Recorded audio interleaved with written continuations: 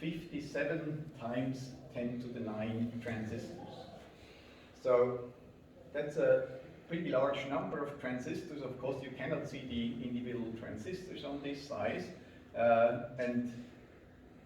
So we are here about in 2021, and this was a projection that the Semiconductor Industry Association made sometime before the year 2000.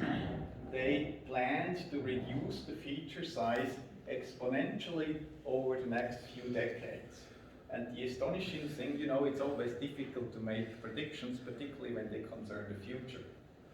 And usually, at least in most countries, the projections are not made. You find then excuses why you couldn't reach it. But in this case, they have always exceeded the expectations. So the transistors today are actually smaller than this projection. So we can assume that this will continue for some time, but obviously not forever. We will find limits if we reach the size of single atoms for the size of a transistor. At least it's difficult to imagine how you build a transistor which is smaller than one atom. Now, yeah, so this blue was the projection, and this is where we are actually today. Now, if we make things ever smaller, we have to consider that not everything develops linearly. So we can make transistors smaller, but they will not always operate the same way. And I would like to show that on a simple example. You're all familiar with the linear relationships between voltage and current, for instance, or between voltage and charge when you have a capacitor. If you put a certain voltage on a capacitor, you expect that the charge stored on the capacitor increases linearly. So that's what we teach our students in undergraduate physics. That's what you normally observe. However, if you make your transistor or your capacitor small enough, things change. And this is what you encounter on a very small capacitor at low temperature. You see steps in the charge. And of course, what happens here is that you see individual electrons hopping onto the capacitor. So from here to here, you add one more electron onto that capacitor. And this quantization happens whenever things become small enough. Different types of quantum effects start to show up. Now this was really unexpected for a long time, and even one of the pioneers of quantum mechanics, Erwin Schrödinger, I'm sure you all know his name and his contributions to quantum mechanics, he said, even in 1952, that we never do experiments with single particles, no more than we can raise Thoria in the zoo. Now, we still don't have Ichthyosaurus in the zoo, but what we do now quite regularly is experiments on single atoms, single ions, single photons, whatever, single quantum systems. And I show you one example here.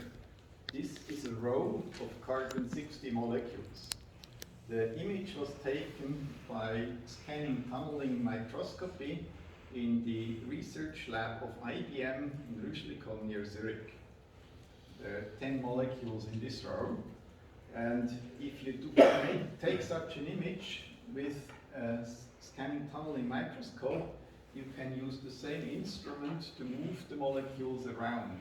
So for instance, you take this molecule and move it over by one step. And then you can take the next one and move it over, and another one and another one. So what you end up with is basically a molecular-sized computer. So this is very much the same system as the one I showed you on the first slide, molecular type abacus. Now, I don't think anyone plans seriously to use molecules for mechanical motion of molecules, like you have mechanical for future computers. But what is more possible is that you use electronics based on single molecules. And this is another type of molecule, roughly the same size as the C60 molecule. Of course, it's not a real image, this is artist's rendering. You put such a molecule between two gold electrodes. But while this is a painting, you can actually do it in the lab. And when you run a current through this molecule, what you find is that it acts like a transistor. So this is a molecule-sized transistor. So it may not be impossible to build computers where the transistors have the size of single molecules. You can even go smaller to the size of a single atom. This was an experiment which was done about 8 years ago, where a single atom acted as a switch. The experiment was done like this. You have optical fibers, or two optical fibers. You put light through one of the fibers, and then you let an atom fall through the space between these two fibers. And this atom, which is where one of the transition frequencies is in resonance with the light that you put through one of the fibers, acts as a switch. And you can measure that. You measure the photons per number of photons per microsecond that goes through one fiber. That's the blue one. Sorry, no, that's the red. This is the red one, and this is the blue one. And what you observe is that when the atom hits the space, is at the space between the crossing, it transfers photons from one fiber to the other one. So this atom acts as a switch, size of a single atom. So this appears to be an ultimate limit. Of course, you cannot say that the whole computer or the whole switch is just a single atom. You also need the optical fibers, which are of course much bigger than the atom which does the actual switching. Now the reason I'm showing these experiments is basically to ask the question, what are the physical limits that are relevant for building more powerful computers? And size is one of them, so that's what I'm trying to discuss here. And we are somewhere on the limit, on the range between millimeters, micrometers, and size of atoms. But the issue is we will never get to the size of single atoms because other things become relevant before that. And I showed you the issue of charge quantization. Also, you have the issue that, for instance, electrons don't behave always as particles. They have other properties. They can behave as waves if the dimensions are small enough. And this is another scanning tunneling microscopy image which shows that. You have here an array of iron atoms which were again placed with a scanning tunneling microscope on a surface of copper. And what happens here is that they make a potential with a very specific size, and the electrons at the copper surface, they behave as waves which interfere. So you see the foci here in the center of these curves of the stadium potential, and you see the standing waves here in between. So we have to take into account not only the particle properties of the electrons, but in the same way also the wave properties.